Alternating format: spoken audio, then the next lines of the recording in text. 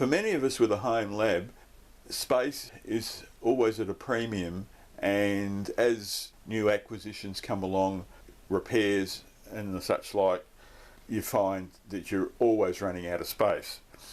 And here's a classic example. This stack of gear is gear that I've recently repaired, turned from boat anchors back into working equipment, and I really needed some extra bench space. And while I've got a decent sized bench in my lab, I really needed another dedicated area for some of this older equipment to be set up properly.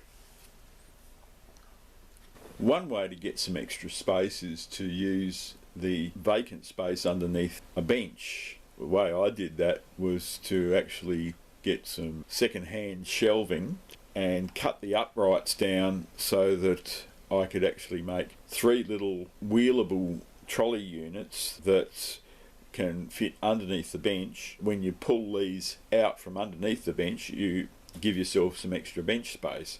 These have been quite useful in storing things that I'm not using on a daily basis, but I really needed some extra permanent bench space. Fortunately, I had this space here, which used to have a large metal drawer unit that I used to store various pieces of equipment and projects that were in progress or whatever. And I've been able to find a suitable space for that drawer unit elsewhere, giving me a reasonably good area here near the entrance door to add a new smaller bench. Just to give you a bit of an idea about the bench, this is a hand drawing I've made up for all of the various components and the cutting of the timber.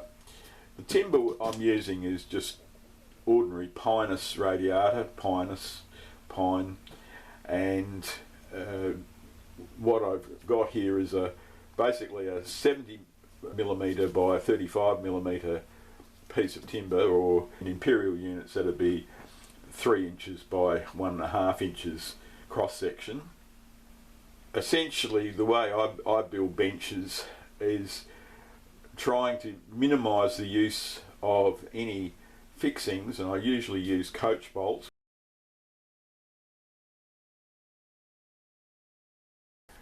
For instance, here we have a hole through these 2 timbers, and the coach bolt screws into the upright that is in this corner.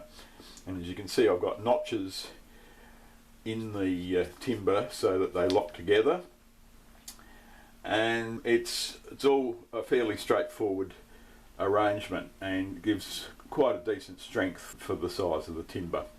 What I've got here with this little base section here, the uprights on this have got a couple of cross members here, and they're going to have some heavy duty slide rails here for drawers, and essentially I'm going to have 2 open drawers, one close to the floor and one a bit further up, so that they can be just pulled out and have equipment actually sitting on them, either individual pieces just as storage, or in the case here I'm possibly going to have a piece of equipment that I don't use all that often but can be pulled out to the front edge of the bench when I actually want to use it.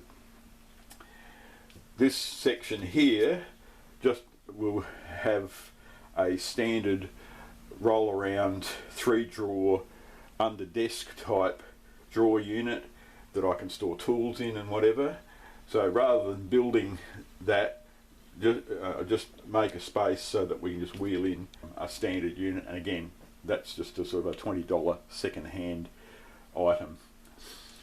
So that's the basic frame. There will be a piece of chipboard or MDF, depending on what I finally work on, but there's sufficient support underneath this that even with the heavy weight of equipment on here, there's sufficient support for the top section not to warp. And then also at the back here there will be some riser sections for a bit of shelving for equipment up higher. And what I've done, you can see some numbering on these pieces of timber. All the pieces of timber that I've cut have been numbered, and usually with the word top marked on, so we know which way up they're supposed to be, so it's fairly easy to identify a pre-cut piece of timber and know that it's going to go in the right spot. So that's pretty well it, and we'll get to and start putting the whole thing together.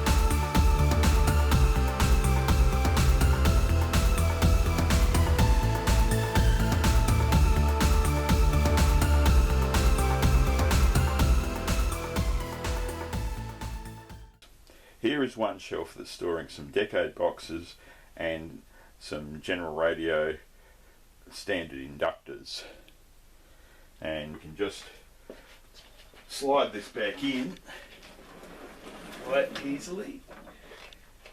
It stows away quite well, and now I can pull the upper shelf out to put more stuff in. And here's another lot of gear all ready to be stowed under the bench, so we're actually utilising the space here quite efficiently.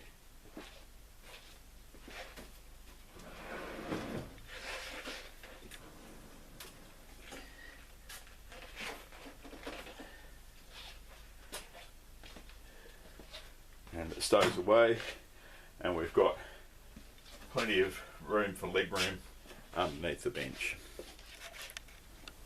So as you can see, I've incorporated the idea of my underbench trolley into the actual bench, giving extra storage space, albeit this time we don't have additional bench space if you pull the trolley out, but at least you've got the extra storage capability under the bench. So for the moment, here is the bench uncluttered, but that won't last long. Knowing the way I work, I always work in chaos. At least we've got some of the instruments here organised reasonably well, and we've got a space that can be cleared off fairly easily as each time we put a new project on the bench. Also, it makes for a space that is relatively easy to film, as you'll be seeing this in most of my upcoming videos. For those of you who want a little bit of a breakdown of what we've got here, on the top here we've got a 5005A signature analyzer, or sorry, signature multimeter as they call it. We've got the 3300A function generator. We've got an 8131A pulse generator. We've got a 3455A digital voltmeter. We've got a 3335 synthesizer level generator. We've got the 5360A computing counter and its associated keyboard, the 5375A.